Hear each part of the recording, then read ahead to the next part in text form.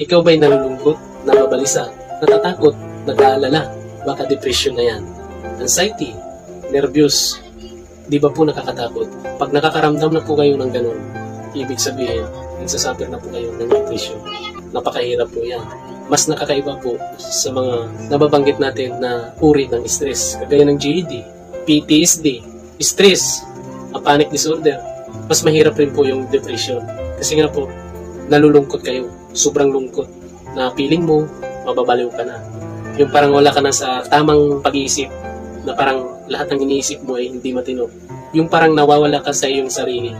Yung parang naiiwan yung katawan mo, na umalis yung kaluluwa mo, yung tawag dito yung anino mo, parang ganun po.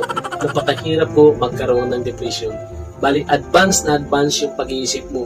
Alam na alam mo na yung mangyayari sa loob ng 20 years, 30,